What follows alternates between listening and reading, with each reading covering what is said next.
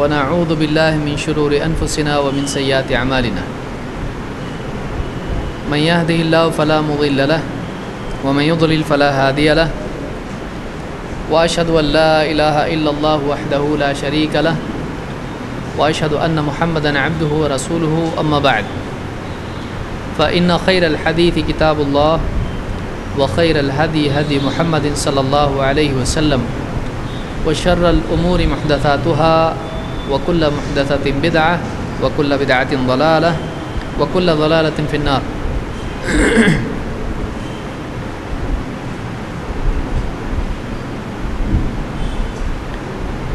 پچھلے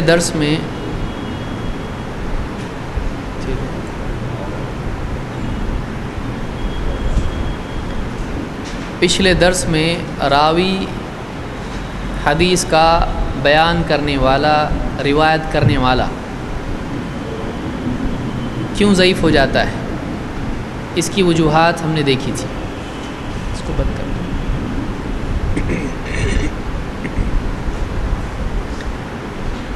آج کے درس میں اس سے آگے بڑھتے ہوئے حدیث کیوں ضعیف ہو جاتی ہے اور ضعیف حدیثوں کی کتنی قسمیں ہیں، کون کون سی ہیں، ہم دیکھنے کی کوشش کریں گے.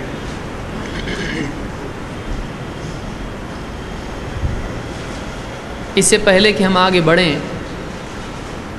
پچھلے درس کا اعادہ کرتے ہوئے، اس لیے کہ مشکل دروس ہیں اور اس کے بھولنے کا امکان بہت قوی ہے. 10 باتیں یا راویوں کی 10 قسمیں یا 10 اسباب جن کی وجہ سے راوی ضعیف ہو جاتا ہے. کون بتائے گا؟ جلدی جلدی پچھلا ریویژن اگر ہو جائے تو آگے بڑھنے کے لیے آسانی ہوگی.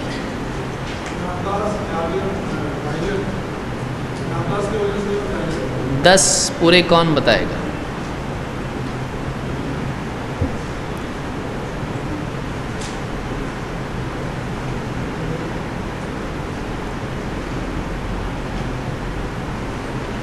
یا واپس سے لینا ہے پورا؟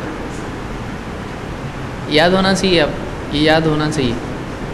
ایک ہفتہ اگر ہم کو ملتا ہے اور نوٹس بھی ہمارے پاس ہیں خوش قسمتی سے، تو یہ ہم کو اگر یاد نہیں ہوتا ہے تو آگے یاد آنے کے امکانات بہت کم ہیں. یعنی ایک ہفتے کے بعد اگر یاد نہیں تو 1 سال کے بعد کتنا یاد رہے گا؟ اچانک تو یاد نہیں آئے گا، اس لیے یاد کرنا چاہیے اس کو. 10 باتیں. ہاں،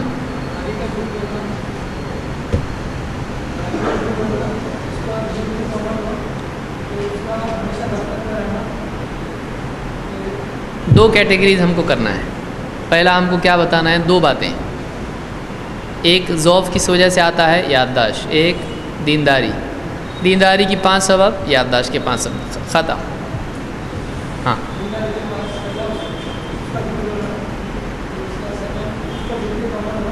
پہلا جھوٹ، یعنی حدیث میں جھوٹ. دوسرا جھوٹ کی تہمت. 3 یہ کہاں کا ہے؟ تقوی والا ہے یا یادداشت کا ہے؟ یادداشت کا ہے. تقوی والا تیسرا کون سا ہے؟ فسق. 4 بدعت. اور 5 کیا ہے؟ جہالت. ٹھیک ہے. یادداشت کے 5 کون بتائے گا؟ یہ تھوڑے مشکل لگ رہے ہیں. یادداشت کے 5 وجوہات جس سے راوی ضعیف ہو جاتا ہے، کون کون سی ہیں؟ کون بتائے گا؟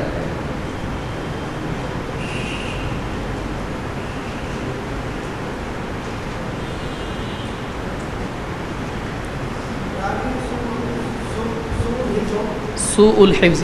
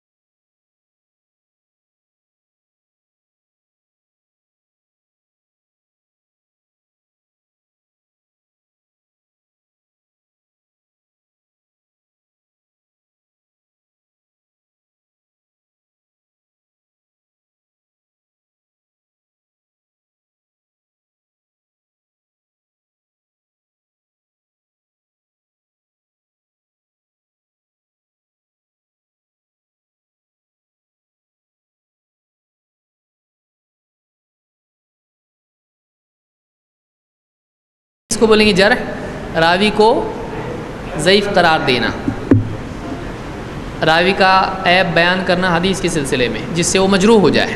اور تعدیل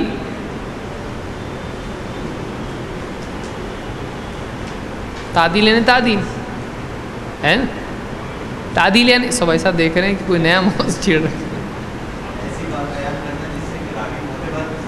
ایسی بات بیان کرنا جس سے راوی معتبر ثابت ہو.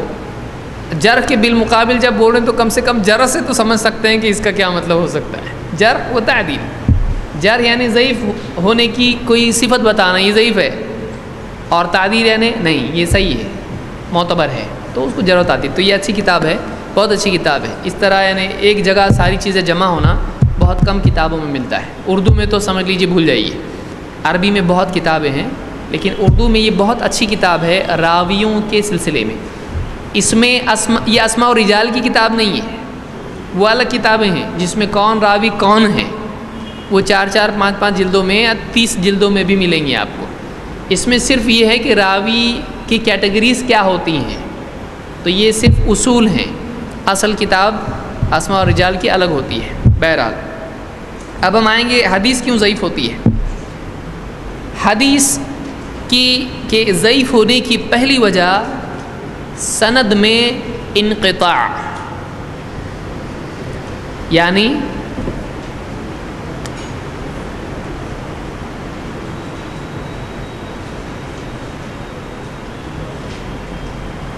انقطاع.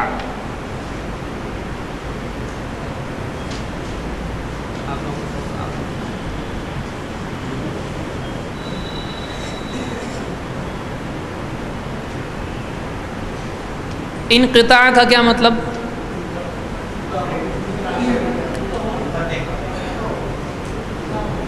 قطع سے لفظ بنا ہوا ہے. قطع بریک، وہ بات منقطع ہو گئی یعنی بریک ہو گئی، سلسلہ ٹوٹ جانا.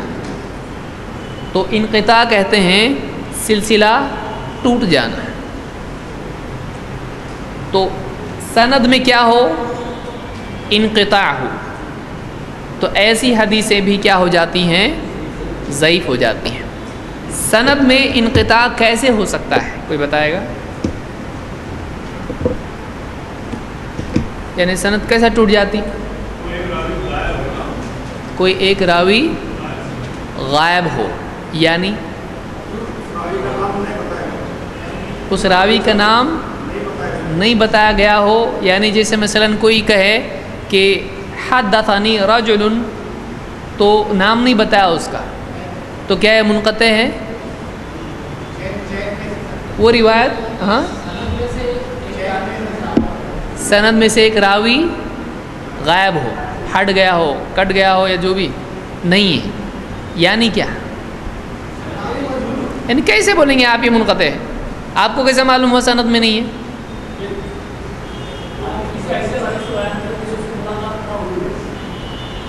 ایک راوی کسی ایسے راوی سے روایت بیان کرے جس سے اس کی ملاقات نہیں ہوئی ہے، تو اس سے آپ کو کیسے سمجھ میں آئے گا کہ یہ منقطع ہے؟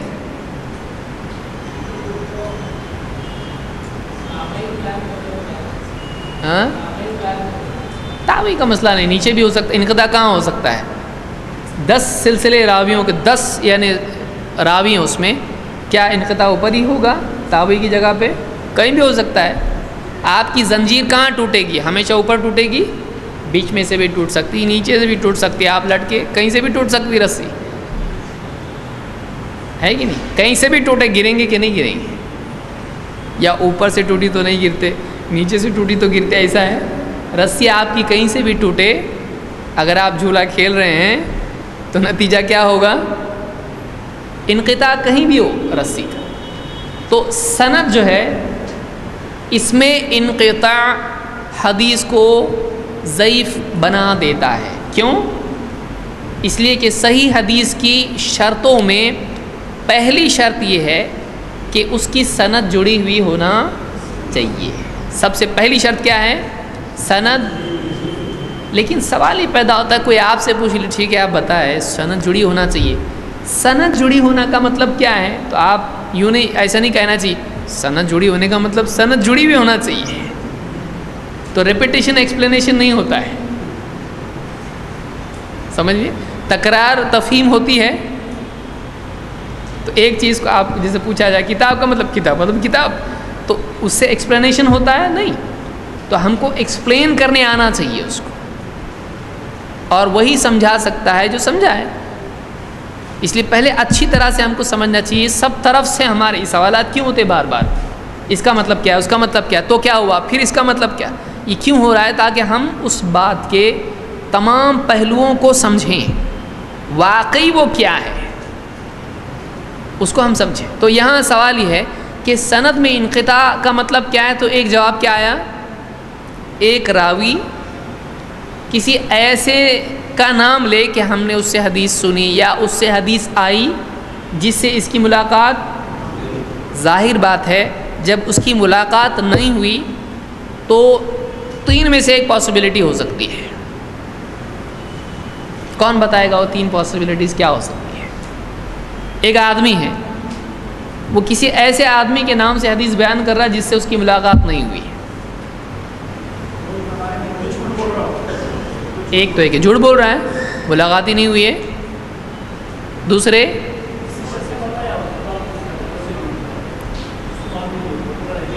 کسی اور سے اس نے وہ حدیث سنی ہے لیکن چونکہ اس کے ذریعے سے آیا ہے اس کو اس نے کیا کر دیا، بیچ میں سے ڈراپ کر کے کسی اور سے حدیث بیان کی، اور تیسری وجہ کی جا سکتی ہے، کہیں بھی کر سکتے ہیں، لیکن تین وجوہات ہیں۔ تحریف کیا ہے نا، جھوٹ بولا کے ساتھ ہو گیا، وہ جان بوجھ کے کیا نا اس نے، تو اس نے اپنی طرف سے سند میں سے کسی کو کٹ کیا یا بیان کیا، جان بوجھ کر اس نے کیا کیا، سند ہی پوری گھڑ دیا جھوٹی۔ کیا ہو سکتا ہے ایسا؟ لوگوں نے سندیں گھڑے ہیں، آپ سمجھتے ہوں کہ صرف حدیث گھڑے، حدیث کے لیے سند بھی گھڑنا پڑتی ہے، تو ایسے راوی تھے جنہوں نے جھوٹی سندیں گھڑ کے حدیث بھی گھڑے تاکہ کوئی آدمی، لیکن پکڑنے والے، بھائی کوئی جھوٹی نوٹ بنایا، جھوٹا پاسپورٹ بنایا تو پکڑنے والے نہیں رہتے کیا؟ رہتے، ہر آدمی پکڑ سکتا ہے، لیکن جو برابر روزانہ گنتا ہے نوٹ، دیکھیے دنیا میں بھی ہوتا ہے نا ایسا، جو آدمی روزانہ نوٹ گنتا ہے اور ہزاروں گنتا ہے، اس کے ہاتھ میں آتی تو فوراً پکڑ لیتا ہوتا ہے یہ نوٹ نکلی ہے، بولے میرے کو نہیں لگ رہی، تیرے کو کیسا لگ رہی، تو روز گنتا ہے، میرے ہاتھ پہچانتے ہیں نوٹ کو، ہوتا ہے کہ نہیں ہوتا ہے؟ ڈاکٹر بہت سارے دیکھ کے بول رہے ہیں اس کو پیٹ کی تکلیف دکھتی ہے، اس کو اس کی ہڈی پاؤں کی خراب ہو گئی ہے، اس کے گھٹنے کی یہ نلی گئی ہے، تو بہت سارے ڈاکٹر برابر دیکھتے پہچانتے ہیں، بہت سارے ڈاکٹر 4-5 آدمی گئے برابر پہچان لیتا ہے کہ اس میں پاگل کون ہے، تو یعنی ایک فیلڈ میں ماہر برابر اس کو پہچان لیتا ہے۔ جب آدمی کسی فیلڈ کو اپنا سب کچھ دے دیتا ہے تو وہ فیلڈ بھی اس کے لیے واضح ہو جاتی ہے۔ تو محدثین چونکہ اس فیلڈ کے ماہر ہیں، وہ برابر بتاتے ہیں کہ کون سی سند کہاں کیسی ہے۔ بہرحال تو ایک تو وجہ یہ ہوئی کہ حدیث کی سند گھڑی گئی، ایسا ہو سکتا ہے۔ دو،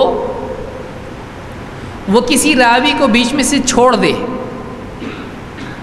جان بوجھ کر اور اوپر والے سے حدیث بیان کرے، ایسا بھی ہو سکتا ہے۔ اور تین کیا ہو سکتا ہے؟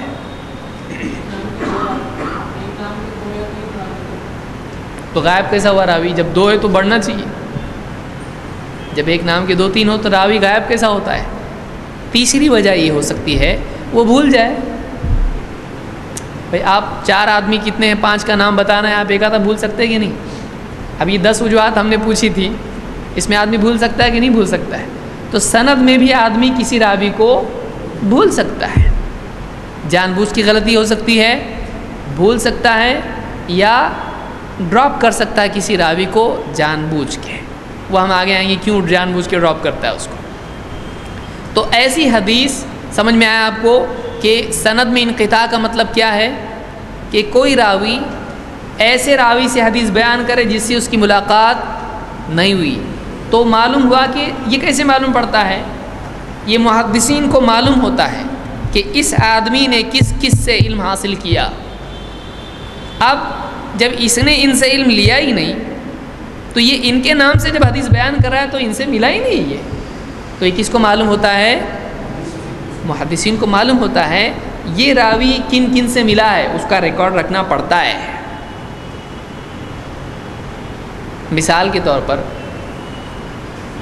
ایک آدمی کسی کمپنی میں جاب کیا ہی نہیں اور اس کمپنی میں کام کرنے کا اس کے پاس سرٹیفکیٹ ہو، تو جس کو جاننے والا کیا بولے گا، ارے تو کبھی کام ہی نہیں کیا ہے کمپنی میں، تیرے پاس سرٹیفکیٹ کیسے آیا ہے؟ تو معلوم ہوا کہ یہ صحیح نہیں ہے. اس طرح سے کئی چیزیں ہو سکتی. جو جانتا ہے اس کے بارے میں ڈیٹیل کہ یہ آدمی فلاں راوی سے ملا ہی نہیں ہے، پھر یہ اس سے حدیث بیان کر رہا ہے، کا مطلب یا تو یہ سرے سے جھوٹ بول رہا ہے، نہ حدیث ہے ایسی نہ سند ہے ایسی، یا پھر اس نے کسی اور سے حدیث سنی ہے لیکن اس کا نام بیان کیے بغیر وہ اس سے روایت بیان کر رہا ہے، بیچ میں کوئی ہے. تو سند ٹوٹی ہوئی کا مطلب یہ ہے کہ کسی کو بیچ میں سے غائب کیا جا رہا ہے جانتے ہوئے یا غلطی سے.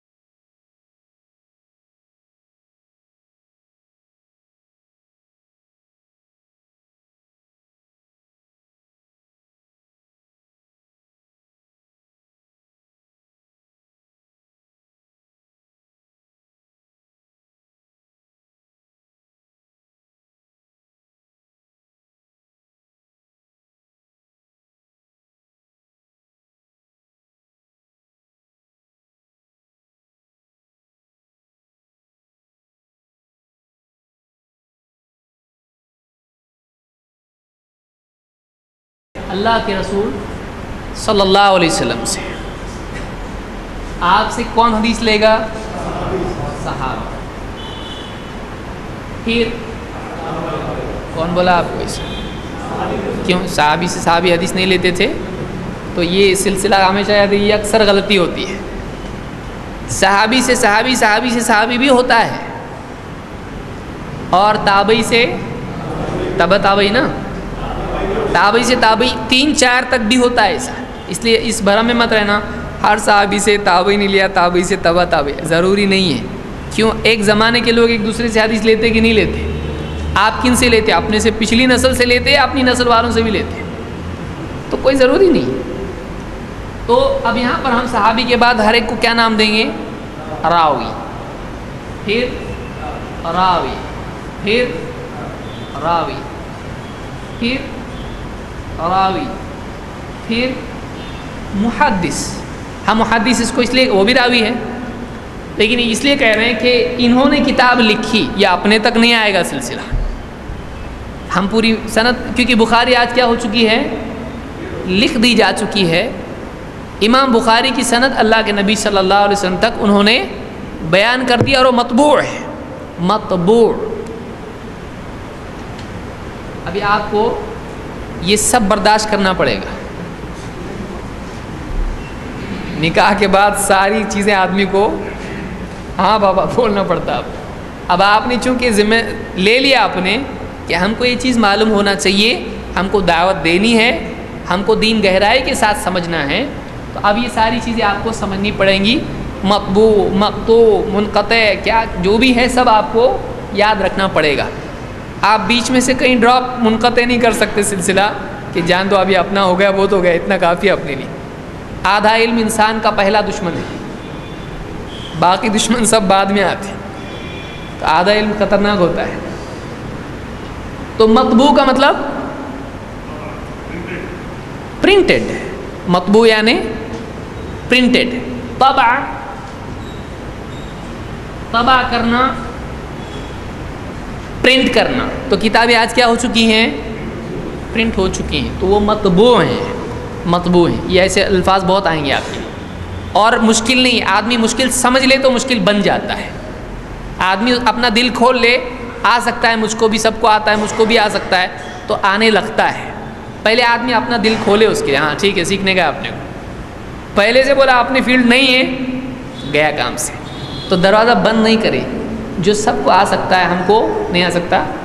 اور کیا بہت بڑا کام پہاڑ پہ چڑھنے کا ہے, خالی مطبوع یاد رکھنے کا اپنے کو, اور کچھ بھی.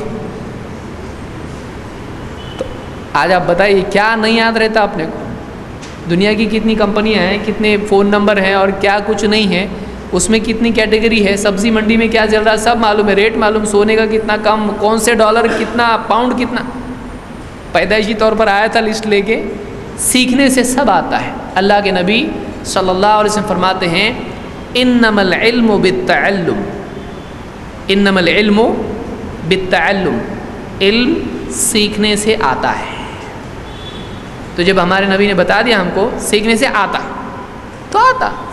تھوڑی کم کوشش کسی کو کرنی پڑتی, کسی کو زیادہ. چلنے سے پہنچتے کہ نہیں پہنچتے؟ صحیح چلنا چاہیے لیکن. تو بہرحال یہ ہماری کیا ہے سند. فلاں محدث نے اس راوی سے سنا, جس کو عام طور سے شیخ کہتے ہیں. یہ اس محدث کے کیا ہیں؟ ایک حدیث بھی اگر محدث کسی سے سن لے وہ اس کے شیوخ کی لسٹ میں آ جاتا ہے. شیوخ, اور زیادہ تر شیخ اس کو کہیں گے جو یعنی اس کا استاذ ہو محدث کا, جس سے کئی حدیثیں اس نے لی. لیکن ٹیکنیکلی ایک بھی روایت لیتا ہے اگر محدث کسی سے, تو کیا ہوتا ہے وہ اس کا شیخ ہو جاتا ہے. تو بعض اوقات آپ پڑھیں کتاب میں انہوں نے 600 شیوخ سے حدیث حاصل کی, تو آدمی سوچیں گا 600 ٹیچر کیسا کیا ہو سکتے ہیں ایک آدمی کے, 1000 شیوخ کیسے ہو سکتے ہیں؟ معلوم یہ ہوا کہ کیا ہے مطلب یہاں پر اتنوں سے حدیثیں لیں. تو ایک بھی حدیث لے لے تو کیا شیخ کی فہرست میں آ جاتا ہے. محدث نے اس راوی سے حدیث لی, اس راوی نے اس راوی سے, اس راوی نے اس سے, اس نے اس سے, اس راوی نے صحابی سے, صحابی نے اللہ کے رسول صلی اللہ علیہ وسلم سے. آسانی کے لیے میں آپ کو یاد رہے گا, راوی کے ساتھ کنفیوز نہیں ہونا چاہیے. تو اب انقطاع کہیں سے بھی ہو سکتا ہے. یعنی پہلا انقطاع آپ کی جس لسٹ میں ہے معلق. اگر کوئی محدث اپنے اوپر سے سند چھوڑ دے, چاہے پوری سند چھوڑ کے حدیث بیان کرے یا اپنے اوپر سے کچھ چھوڑ کے آگے روایت بیان کرے, ایسی روایت میں پرابلم کیا آ گیا؟ دیکھیے مثال کے طور پر اس محدث نے پوری سند غائب کر کے کہا کہ اللہ کے رسول صلی اللہ علیہ وسلم نے یوں یوں فرمایا, کتاب میں لکھ دیا. کیا وہ حدیث صحیح ہے؟ ہو سکتی ہے. کب ہو سکتی ہے؟ یہاں جڑی ہے. اگر کہیں اور سے جڑی ہوئی ملی اور صحیح رہی تو کیا ہوگا, اور نہیں ملی تو وجہ کیا ہوئی اس کی؟ سند ہی نہیں بھائی. تو ہم سند نہیں تو حدیث صحیح معتبر ہے کہ نہیں کیسے سمجھیں گے؟ تو حدیث معتبر ہے یا نہیں اس کے لیے کیا ہونا چاہیے ہمارے پاس؟ آئی کہاں سے؟ لانے والے سچے کے جھوٹے, لانے والے یادداشت کے پکے یا کچے. تو جب اس کی سند ہی نہیں, لانے والوں کو ہی ہم نہیں جانتے, تو یہ ڈیٹا کنفرم کیسے کریں کہ ہم تک جیسا کہ ویسا پہنچا ہے؟ سمجھا؟ تو یہ حدیث پوری اس کی سند ہی کیا ہے؟ غائب ہے۔ ایسی حدیث کو کیا کہتے ہیں؟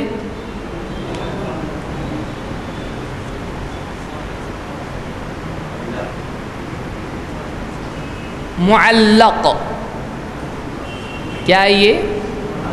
معلق۔ معلق کا مطلب کیا ہے؟ لٹکا ہوا۔ یہ معلق ہے مطلب لٹکی ہوئی، یعنی نیچے تک نہیں آیا، اوپر ہی لٹکا، پنکھا زمین تک آیا، وہ اوپر کے اوپر، نیچے سے غائب ہے۔ پلر لٹکا ہوا رہتا کبھی دیکھ کے کوئی پلر لٹکا ہوا، پلر زمین سے لے کے چھت تک ہوتا ہے، لیکن پنکھا کیسا ہے؟ جھومر کیسا ہوتا ہے؟ اوپر سے، لیکن نیچے اس کا کنیکشن ہے نہیں ہے۔ تو ایسی روایت کو معلق روایت کہتے ہیں، جس میں محدث اپنے اوپر ایک راوی چھوڑ دے یا پوری لسٹ چھوڑ دے یا اپنے اوپر سے کچھ راوی چھوڑ دے۔ کہاں سے چھوٹے ہوئے ہونا چاہیے؟ اپنے محدث کے اوپر سے، اور اس کے آگے جا کے اگر مثلا مان لیجئے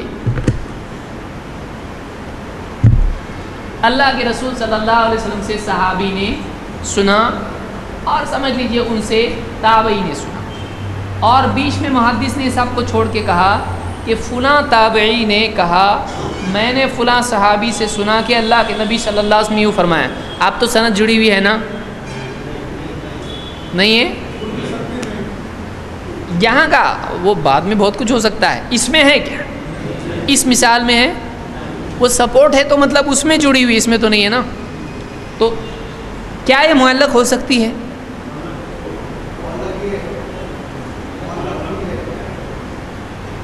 یہ معلق ہے؟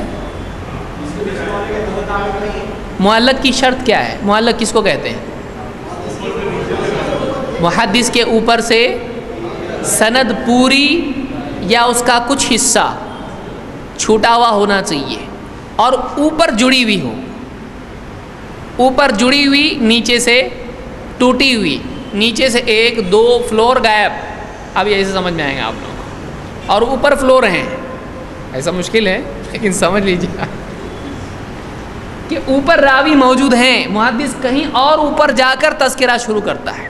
ایسا بھی ہوتا ہے، کبھی ایک محدث اوپر سے سند شروع کر دیتے ہیں کہ فلاں راوی نے فلاں سے بیان کیا، فلاں نے فلاں سے، بیچ میں کہ بہت سارے راوی محدث تک کیا کر دیتا ہے محدث؟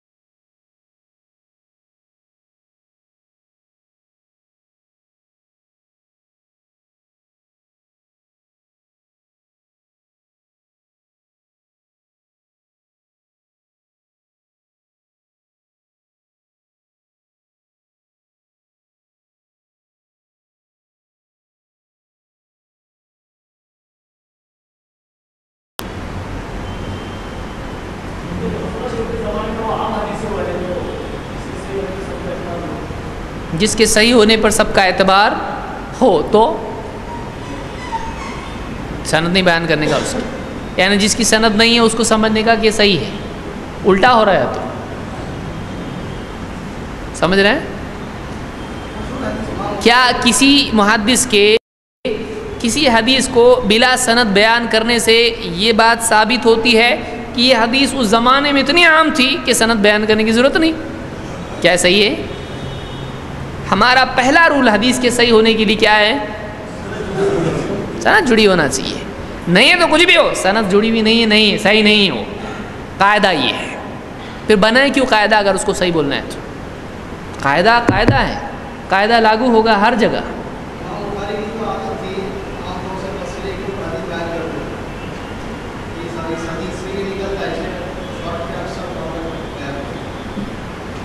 ایسی روایت جس کو ہم معلق کہتے ہیں، اس کو تعلیق بھی کہا جاتا ہے، اور اس کی جمع ہے تعلیقات. اور بخاری میں کچھ لوگ ہمت ہار جائیں گے، بس ہو گیا اپنا یہاں سے، یا آخری درس تھا اپنا. میرے کو رشتہ داروں کے نام یاد نہیں، یہ کون یاد کریں گے؟ تھوڑا ہمت کریں، یہ چیزیں بہت اہم چیزیں ہیں. ابھی نہیں آپ کو اگر واقعی یہ آ گیا آپ نے کوئی کتنا بڑا کام ہو گیا اپنا. ہم کتابیں پڑھیں گے، سمجھے گا ہم کو علماء کیا بحث کر رہے ہیں روایت پر. نہیں تو بحث آج بولے آپ نے کچھ سمجھا نہیں کیا بول رہی ہے، ڈاکٹر لوگوں کی بات ہے، اپنے کام کا نہیں ہے، تو مطلب آدمی فائدہ نہیں اٹھا پائے گا. اختلافی مسائل میں ان چیزوں کی ضرورت پڑے گی. اگر آپ واقعی چاہتے ہیں کہ اختلافی مسائل میں دیکھیں کس کی بات قوی ہے، تو اس کے بغیر آپ کو سمجھ میں نہیں آئے گا. دو ڈاکٹر بات کر رہے، بحث کر رہے، اب آپ کو معلوم ہی نہیں کچھ اصول، تو آپ دونوں کی بات میں سے کس کی بات پاورفل ہے سمجھ سکتے ہیں. اور ہم کتنی اچھی بات کر رہے دونوں، پر کیا بات کرے آپ کو سمجھ رہا ہی نہیں. تو یہ یاد رکھنا پڑے. تھوڑی محنت کریں گے، تھوڑا زور دیجئے اپنے اوپر. بادام کھائیے، دودھ پیجئے، جو بھی آپ کو کرنا ہے، انار کھائیے، تھوڑی دیر بیٹھ کے سکون سے 2 رکعت پڑھ کے سوچیے، جو بھی ہے. لیکن یہ ہمت مت ہاریے اس میں. ایسا کوئی مشکل نہیں ہے، یاد کرے تو سب ہوتا ہے.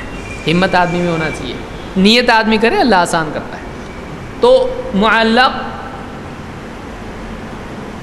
تعلیق، تعلیقات. بخاری میں کثرت سے تعلیقات آتی ہیں، یعنی معلق روایت آتی ہیں جو سند کے بغیر ہوتی ہیں. کیوں؟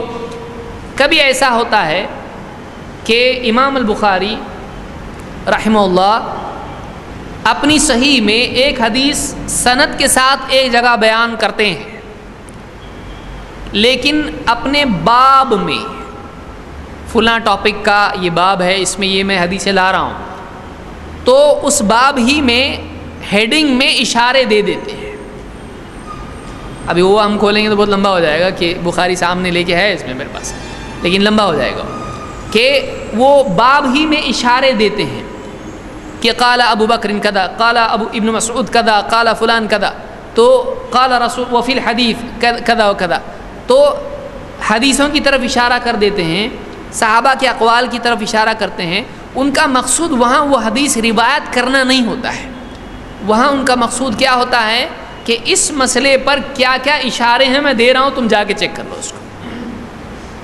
تو کبھی ایسا ہوتا ہے کہ وہ حدیث جو ایک باب میں امام البخاری نے ذکر کر دی ہے وہ بخاری ہی میں ہوتی ہے. کبھی ایسا ہوتا ہے کہ وہ بخاری میں حدیث نہیں ہوتی ہے، کسی اور کتاب میں ہوتی ہے، اس کی سند ہوتی ہے. یہ کیسے معلوم پڑتا ہے؟ دوسری کتابیں آدمی جب پڑھتا ہے تو اس کو ملتی ہے کہ دیکھو یہ حدیث جو بخاری میں تھی یہاں بھی ہے، لیکن اتنی کتابیں کون پڑھے؟ علماء نے اس پہ بھی کام کیا ہے. حافظ ابن حجر نے تقریباً آج جو چھپی ہے 13-14 جلدوں میں بخاری کی شرح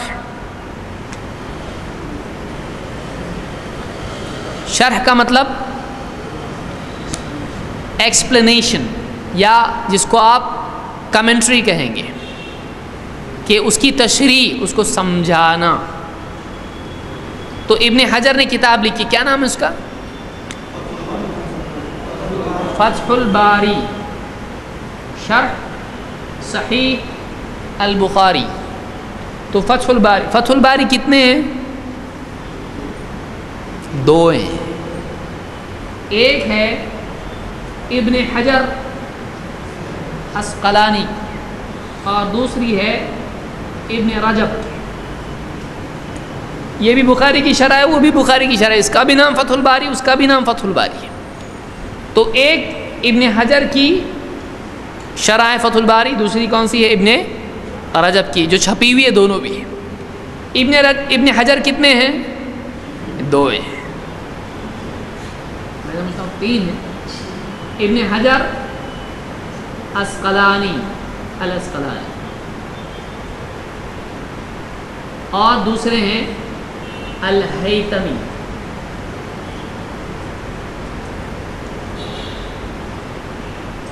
تو بہرحال یہ سب آپ کو بعد میں کام آئے گا۔ بخاری میں تعلیق ابن حجر اسقلانی جو ہیں بخاری کی شرح میں بتاتے ہیں، یہاں امام بخاری نے اس کو بغیر سند کے بیان کیا ہے، لیکن یہ حدیث فلاں کتاب میں اس سند سے آئی ہے، اس لیے یہ حدیث صحیح ہے کیونکہ اس کی سند صحیح ہے۔ تو بخاری میں تعلیقات اگر آئیں تو کیا اس روایت کو صحیح مانا جائے گا یا نہیں؟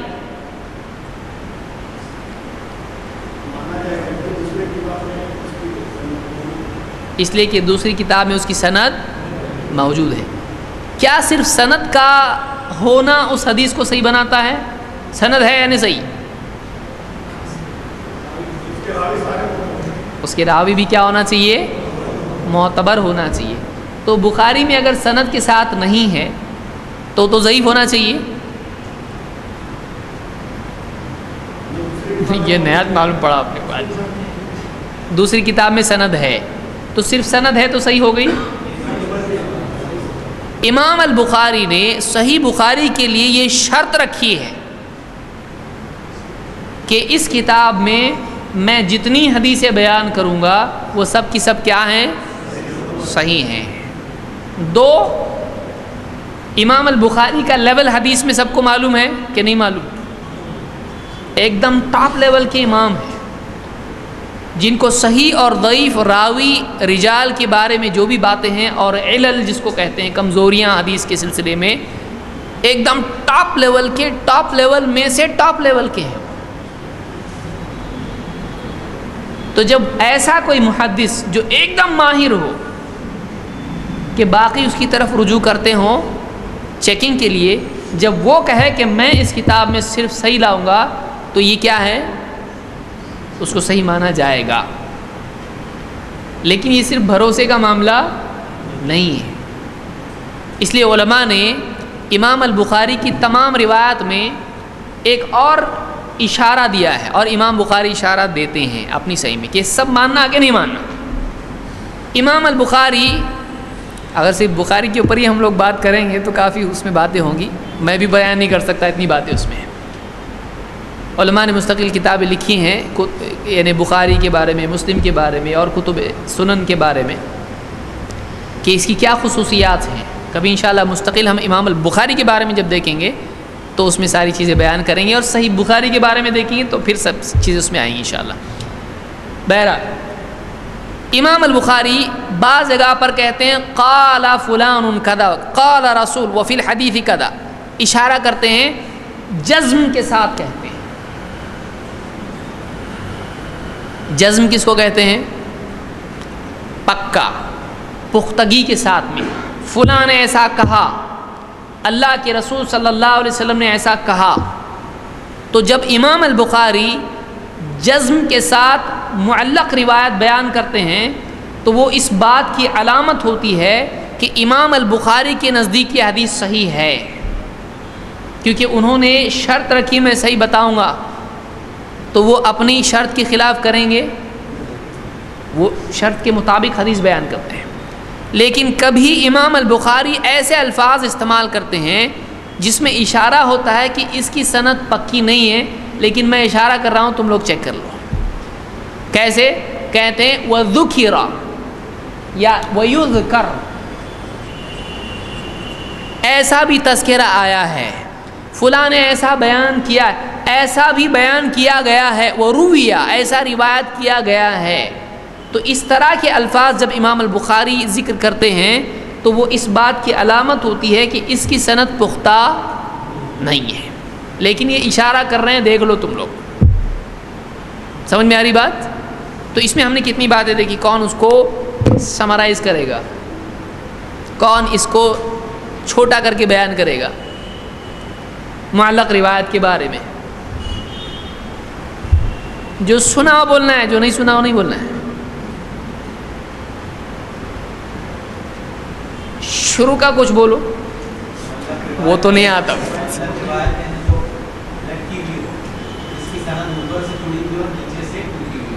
معلق روایت پہلے کیا ہے؟ وہ روایت جس کی سند اوپر سے جڑی ہو لیکن نیچے سے غائب ہو. محدث اپنے اوپر سے سند بیان نہ کرے، کہیں اور دور جا کے پھر شروع کرے یا پوری چھوڑ دے. ٹھیک ہے، وہ کیا ہو گئی؟ معلق. نمبر 2، کیا معلق روایت صحیح ہے قاعدے سے؟ نہیں. کیوں؟ پہلی شرط صحیح حدیث کے لیے کیا ہے؟ سند. اس میں تو سند ہی نہیں، تو جڑی اور ٹوٹی کا جھگڑا ہی نہیں. بخاری میں معلق روایتیں ہیں کیا؟ پھر صحیح کیسا ہوئی؟ وہ دوسری کتابوں میں سند مل جاتی ہے. اور پھر بخاری میں اگر امام البخاری بیان کرتے ہیں تو کیسا ان کا انداز ہے؟ کبھی پختہ بولتے ہیں کہ آپ صلی اللہ علیہ وسلم نے فرمایا. یہ کیسا کوئی آدمی اتنا بڑا، یعنی جب معلوم ہے اس کو معتبر نہیں بات بولے گا نبی پہ، وہ بھی ایسا محدث جو ایکسپرٹ ہے نہیں بولے گا. لیکن جہاں ان کو معلوم ہوتا ہے کہ اس کی سند اتنی پختہ نہیں، تو کیا کرتے ہیں؟ وہ پیسو وائس میں بولتے ہیں. جو انگلش جانتے ہیں ان کو معلوم ہوگا پیسو وائس کیسا ہوتا ہے. And it is said and it is narrated. اس طرح کے الفاظ جب ذکر کرتے ہیں، وَيُذْكَرْ عَنْ رَسُولِ اللَّهِ صلی اللہ علیہ وسلم، یوں بھی آیا ہے، تو اس طرح کا اشارہ دیتے ہیں جس سے پڑھنے والے کو اشارہ ملتا ہے کہ یہ اتنا پکا معاملہ نہیں ہے. سمجھ میں آیا؟ تو بخاری کی وہ تعلیقات جو جزم کے ساتھ ہوں ان کو صحیح مانا جائے گا کہ نہیں؟ اور علماء نے اس پہ بہت محنت کی اور بتایا کہ دیکھو بخاری میں روایت ہے، تعلیق ہے لیکن صحیح ہے، سارا کام ہو چکا ہے. نئے سرے سے ہم بیٹھ کے سوچے ٹھیک ہے میں یہ کام کرتا ہوں، ابھی بخاری کی تعلیقات ڈھونڈ ڈھونڈ کے نکالتا ہوں. آپ سے پہلے لوگ اس پہ سبقت لے جا چکے ہیں، کام ہو چکا ہے اس کے اوپر. بہرحال تو یہ کون سی روایت ہے؟ معلق. معلق کی وجہ کیا ہے؟ کوئی بولے گا کہ کیسا بغیر سند کے تم بیان کر رہے حدیث، کیوں ایسا کرے محدثین نے؟ وجہ کیا ہو سکتی ہے؟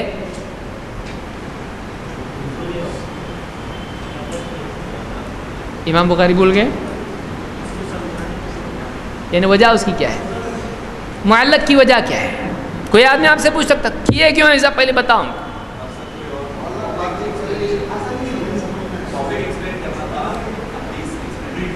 ٹاپک ایکسپلین کرنا تھا، حدیث ایکسپلین کرنی تھی. صحیح.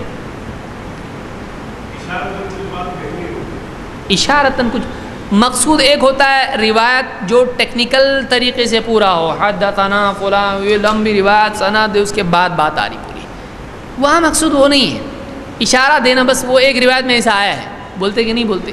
ہم لوگ بھی تو بولتے نا، ایک حدیث میں ایسا آیا ہے، تو ہم کیا کر دیے؟ سند چھوڑ دیے. سب پوری حدیث لمبی تھی، مثلا معراج کی حدیث آپ بیان کر رہے، شفاعت کی حدیث آپ بیان کر رہے، دجال کی حدیث آپ بیان کر رہے، قیامت کے منظر کی حدیث بیان کر رہے، آپ ایک ٹکڑا اس میں سے بیان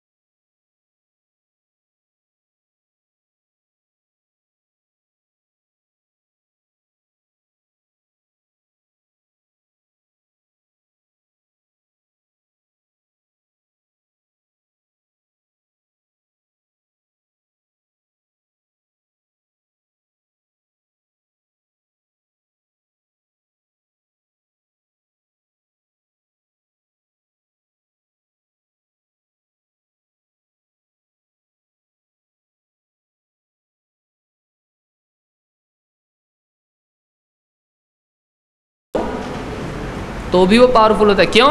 اس کے پاس طریقہ ہے. وہ کیا پوچھے گا آپ سے؟ اچھا صحیح حدیث پوچھ رہے کیا آپ؟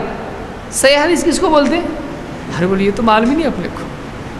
صحیح حدیث کس کو بولتے ہیں یہ آپ کو معلوم نہیں، اور آپ بول رہے ہیں ہم صحیح حدیث کو مانتے ہیں، اور آپ کو صحیح حدیث کی ڈیفینیشن معلوم نہیں ہے. تو کتنی پٹائی ہوگی آپ سوچیے. کئی راتوں کی نیند حرام ہو جائے گی. آپ بتائیے ہم کیا کہہ رہے ہیں؟ بھائی ہم صحیح حدیث کو مانتے ہیں، ہم ضعیف کو نہیں مانتے ہیں. ٹھیک ہے، آپ صحیح حدیث کو مانتے ہیں نا. آئیے چائے پیجیے. آپ بتائیے صحیح حدیث کس کو بولتے ہیں؟ سر جھٹکنے سے یاد آئے گا. کچھ لوگ سر جھٹکتے رہتے ہیں، تو مطلب جیسا موبائل ہے یا کچھ پین جھٹکنے سے چالو ہو جاتا ہے، سر جھٹکنے سے چالو ہوگا. صحیح حدیث کس کو کہتے ہیں اگر معلوم نہیں ہے تو باقی کی پوری گاڑی کیا ہو گئی؟ فیل، ایکسیڈنٹ. بڑے بے آبرو ہو کر تیری مسجد سے ہم نکلے. صحیح حدیث کس کو کہتے ہیں؟ نمبر 1 صحیح حدیث وہ ہے جس کی سند متصل ہو. نمبر 2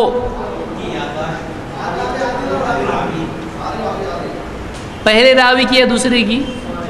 سارے راویوں کی یادداشت پکی ہو.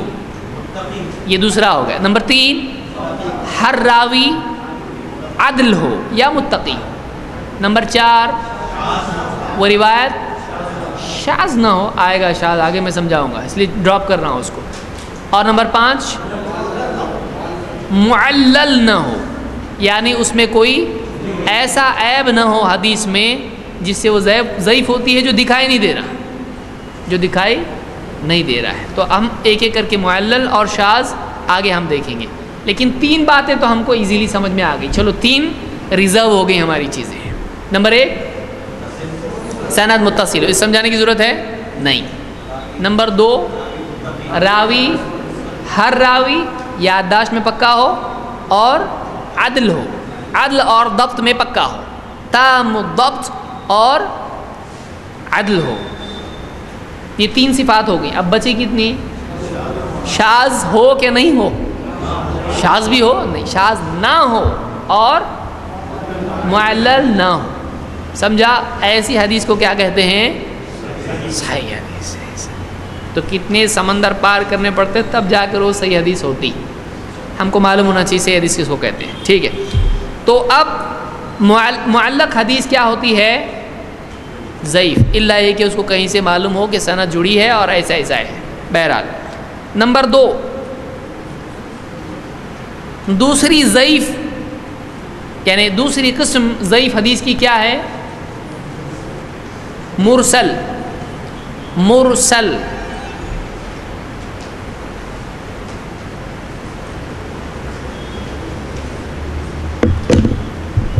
آپ سوچیں میں کیوں آیا، کیا گناہ کیا تھا؟ راوی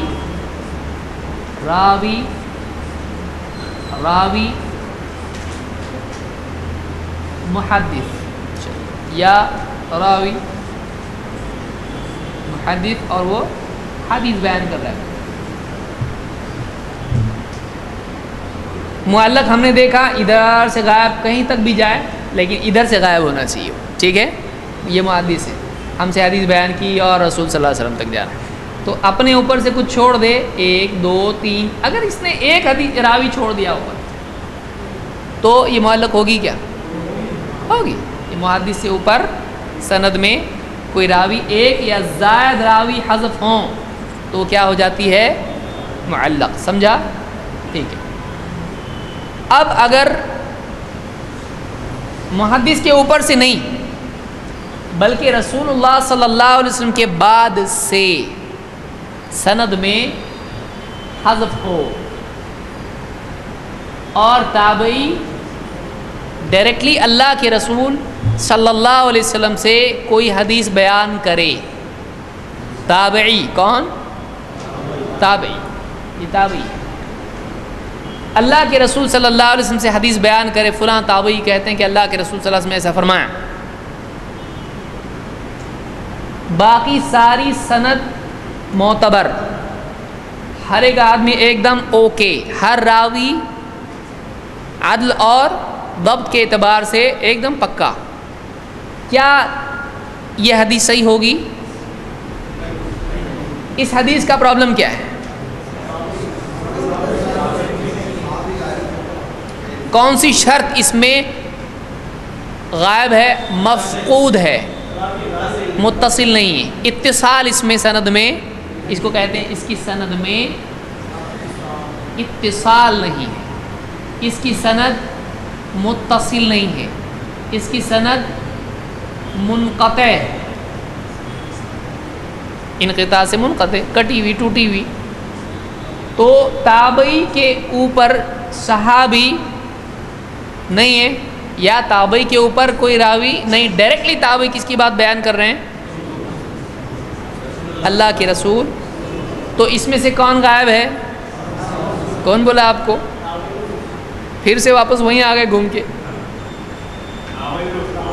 میں نے کیا بتایا تھا؟ رسول صلی اللہ علیہ وسلم سے کس نے سنا؟ تابعین نے. صحیح ہے؟ صحابہ نے. صحابہ سے صحابی بھی ہو سکتے ہیں اور تابعی بھی، اور تابعی سے تو ضروری نہیں کہ مرسل میں تابعی اگر کوئی روایت بیان کرے ڈائریکٹلی اللہ کے رسول صلی اللہ علیہ وسلم سے تو اس میں صرف صحابی نہیں ہے. تو کوئی آدمی بول سکتا صحابی نہیں ہوئے تو کیا ہوا، سارے صحابہ تو اچھے ہیں نا، تو ان کے نہ ہونے سے فرق کیا پڑتا ہے؟ تو ان کا نام آئے یا نہ آئے، ٹھیک ہے. تو اس وجہ سے مرسل کو ضعیف نہیں کہتے ہیں کہ صحابی نہیں ہے، کیونکہ ہمارے نزدیک سارے صحابہ کیا ہیں؟ سارے صحابہ معتبر ہیں، کیونکہ اللہ نے ان کی تعدیل کر دی ہے. سارے صحابہ محمد رسول اللہ والذین معہ، اللہ تعالیٰ نے کیا کہا؟ اولئک هم الراشدون. اور جو بھی اس طرح کی آیتیں ہیں علماء نے کتابیں لکھی ہیں. صحابہ سب کے سب کیا ہیں؟ اہل السنت والجماعہ کے نزدیک سارے صحابہ کیا ہیں؟ معتبر ہیں. تو اگر کوئی تابعی کہے مجھ سے ایک صحابی نے بیان کیا کہ ایسا ایسا، تو کیا صحابی کا نام بیان کیا؟ ہم بولیں گے کوئی دیکھنا پڑے گا کون سے صحابی یہ معتبر ہے کہ نہیں ہے، کریں گے ایسا؟ سارے صحابہ کیا ہیں؟ تو اگر کوئی تابعی کسی صحابی کا نام بیان نہ کرے تو وہ روایت صحیح ہوتی ہے کہ نہیں ہوتی؟ یا آپ یہ کہیں گے کہ یہ روایت اس میں ایک راوی ہے جو کیا ہے، اگر صحابی نہ ہوتا تو کیا کہتے ہم؟ راوی کیا ہے اس میں؟ مجھ سے ایک شخص نے بیان کیا، راوی کیا ہے؟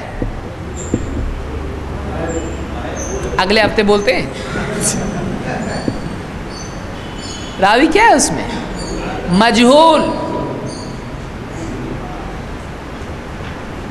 مجہول ہے اس میں، مبہم ہے اس میں، اس کا تذکرہ ہی نہیں، نام ہی نہیں اس کا.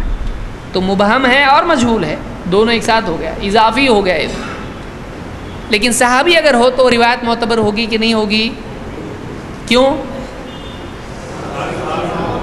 سارے صحابہ معتبر ہے، یہ متفقہ مسئلہ ہے. اہل سنہ کے نزدیک سارے صحابہ کیا ہیں؟ معتبر ہیں. کیوں؟ کیونکہ اللہ اور اس کے رسول نے ان کو سب کو ثقہ قرار دیا ہے. یہ نہیں کہا فلاں سے مت لو اور فلاں سے لو، سب سے آپ نے روایت کا، یعنی تمام صحابہ کو آپ نے عادل قرار دیا. بہرحال تو اب یہاں پر اگر تابعی رسول صلی اللہ علیہ وسلم سے ڈائریکٹلی روایت نقل کرے تو کس وجہ سے وہ ضعیف ہوگی؟ بہت گھس رہے ہیں نا، بہت گھسیں گے تب جا کر، یعنی زیادہ چھوڑیں گے تب جا کے رس نکلے گا پورا. متصل نہیں ہے. یہ کیا ہو گیا؟ لیگل لینگویج میں ایک آنسر ہو گیا ہے. صحیح ہے بالکل کہ وہ متصل نہیں ہے، ٹیکنیکلی متصل نہیں ہے، اس لیے وہ ضعیف ہے. لیکن کیا اس میں عیب کیوں پیدا ہوا؟ تابعی کی ملاقات اللہ کے رسول صلی اللہ علیہ وسلم سے ہے تو کیا ہوا؟ تابعی کے جھوٹ بولتے ہیں.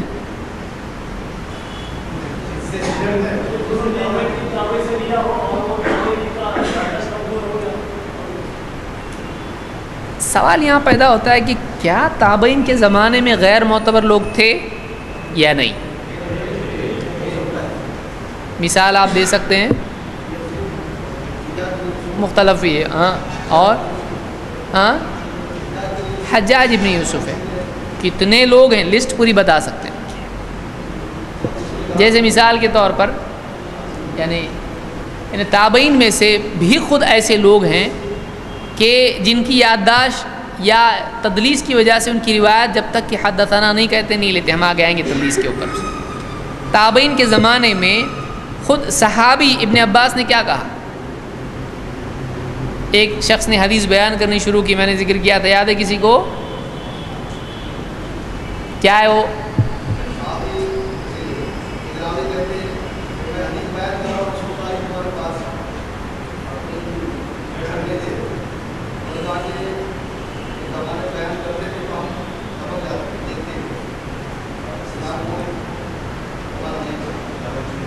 لیکن بعد میں کیا اصل وہی ہے؟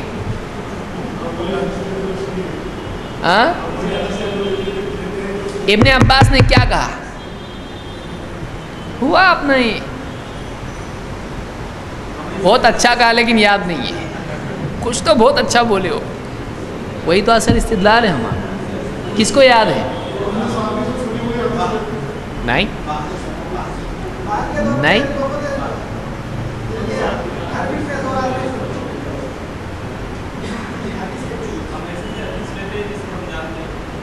یہ بات کا ہوا، اس کے پہلے کیا بولے؟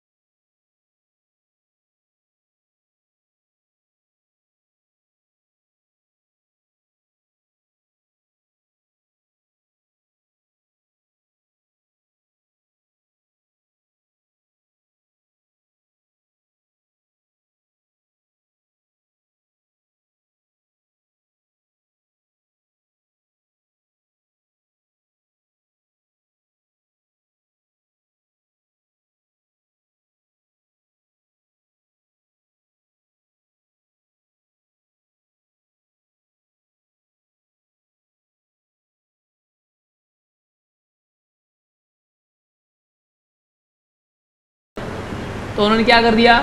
چھوڑ دیا. کس کو چھوڑا؟ اپنے سے اوپر کے راوی کو.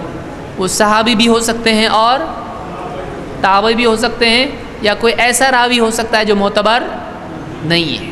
تو جب تک کہ وہ معلوم نہ پڑے تب تک کہ حدیث پر صحیح کا حکم لگا سکتے ہیں نہیں. تو مرسل کیا ہوتی ہے؟ ضعیف ہوتی ہے. اس میں لیکن علماء میں اختلاف ہے. حنفی علماء کے نزدیک مرسل کیا ہوتی ہے؟ معتبر ہوتی ہے. حنفی علماء کے نزدیک مرسل، اسی لیے عمدۃ القاری میں لکھا ہوا ہے کہ علامہ عینی جو اس کے لکھنے والے حنفی ہیں کہتے ہیں کہ مرسل ہمارے نزدیک حجت ہے. مرسل ہمارے نزدیک حجت ہے، لیکن عام محدثین نے مرسل کو قبول کیا ہے؟ نہیں کیا ہے. مثلا نہیں ماننے والوں میں کون ہے؟ امام الشافعی. کوئی بولے گا تم کیسا نہیں مانتے مرسل کو، اتنے بڑے بڑے لوگ مانتے. مرسل نہ ماننے والوں میں بڑی شخصیات میں کون ہیں؟ ایک تو عام محدثین ہیں، اس لیے کہ آپ حدیث کی اصطلاح کی کتابیں پڑھیں گے، ضعیف کی کیٹیگری میں آپ کو کون سی روایت ملے گی؟ مرسل۔ تو عام محدثین مرسل کو کیا مانتے ہیں؟ ضعیف، جن میں سے ایک بہت ہی پرومیننٹ نام کون سے امام کا ہے؟ امام شافعی کہتے ہیں مرسل دلیل ضعیف ہوتی ہے، وہ امام شافعی نہیں مانتے۔ تو آپ اگر کہتے ہو کہ ہم لوگ غلط ہیں، تو امام شافعی بھی کیا ہوئے ابھی؟ امام شافعی کے نزدیک مرسل دلیل نہیں ہوتی۔ تو دوسری قسم ہوئی ضعیف کی مرسل۔ معلق میں کہاں سے سند ٹوٹی ہے؟ محدث کے اوپر سے، اور مرسل میں اللہ کے رسول صلی اللہ علیہ وسلم کے بعد سے، تو اس کو کیا کہتے ہیں؟ بولے یہ بھی ٹوٹی وہ بھی ٹوٹی، ایک نام دو نہ، ایسا نہیں کر سکتے، یہ قاعدہ ہے۔ اب بتائیے یہاں سے زیادہ ضعیف ہونے کے چانسز ہیں یہاں سے نیچے سے، کیونکہ یہاں زیادہ معتبر لوگ تھے، تو اس کے صحیح نکلنے کے چانسز زیادہ ہیں، اس کے اتنے زیادہ نہیں ہوتے ہیں، کیونکہ بعد کے راوی اور کمزور ہو جائے گا۔ لیکن اوپر کے طبقے کے لوگ کیسے تھے؟ زیادہ مضبوط تھے۔ اس زمانے میں بھی لوگ تھے جو غیر معتبر تھے، لیکن عام طور سے مرسل میں قوت اس کے مقابلے میں کیا ہوتی ہے؟ زیادہ، اس کا ضعف کم ہے، ہلکا ہے، اس کی کمزوری ہلکا پن اس میں، زیادہ ٹینشن والی ضعیف نہیں ہے، وہ تھوڑا سا ہلکا پھلکا ضعف اس میں آئے گا، لیکن بات اس سے ثابت ہوتی ہے؟ نبی صلی اللہ علیہ وسلم کی بات اس سے ثابت ہوگی؟ نہیں ہوگی۔ میں سمجھتا ہوں اتنا کافی ہے، بڑھائیں اس کو آگے۔ ٹھیک، تو ہم نے آج کتنی حدیثیں سیکھی؟ پہلی، دوسری، معلق کہاں سے ٹوٹی ہے؟ یعنی محدث کے اور اوپر جڑی ہوئی ہے۔ معلق بولتی ہے آپ کو پنکھا یاد آنا چاہیے، اوپر جڑا ہوا ہے نیچے ٹوٹا ہوا ہے، اور مرسل اوپر ٹوٹا ہوا ہے سیدھا سر پہ گر رہا ہے، تو اوپر سے ٹوٹا ہوا ہے نیچے جڑا ہوا ہے، اس کو کیا کہیں گے؟ مرسل۔ دونوں کے ضعیف ہونے کی وجہ سند میں انقطاع، سند ٹوٹی ہے، پہلا رول ٹوٹا، ضعیف، ٹھیک ہے، کہیں اور سے سپورٹ مل جائے تو وہ صحیح ہوگی، خود فی نفسی وہ صحیح نہیں ہے، ٹھیک ہے۔ اگلے درس میں اس کو ہم آگے انشاءاللہ بڑھائیں گے، اور آپ پڑھ کے آئیں گے، صرف یہ نہیں پچھلا پورا پڑھ کے آئیں گے۔ کل کونڈوا میں مغرب سے لے کر عشاء تک انشاءاللہ ایک پروگرام رہے گا، ایک درس رہے گا، خطاب رہے گا شب معراج کی حقیقت۔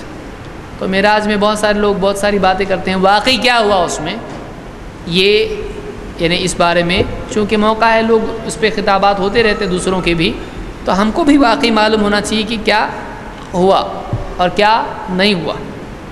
تو انشاءاللہ کل وہ خطاب رہے گا کونڈوا میں الفلاح مسجد میں، مغرب سے لے کر عشاء تک، یعنی تاخیر ہوگی میں سمجھتا ہوں عشاء کو۔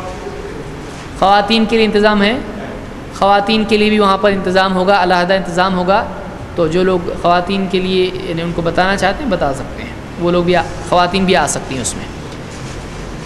اور اس مہینے کا اگلا ہمارا جمعہ کب آ رہا ہے؟ کتنی تاریخ کو آ رہا ہے؟ 22 کو وہ ہوگا، 22 کے بعد والا نہیں ہوگا، میں نہیں رہوں گا انشاءاللہ، سفر رہے گا، تو اس اگلے جمعہ کو درس ہوگا، اس کے اگلے کو تو پہلے ہی میں بتا رہا ہوں، میں بھول نہ جاؤں اس کو۔ تو اس مہینے کے آخری جمعہ کو میں نہیں رہوں گا، درس نہیں رہے گا۔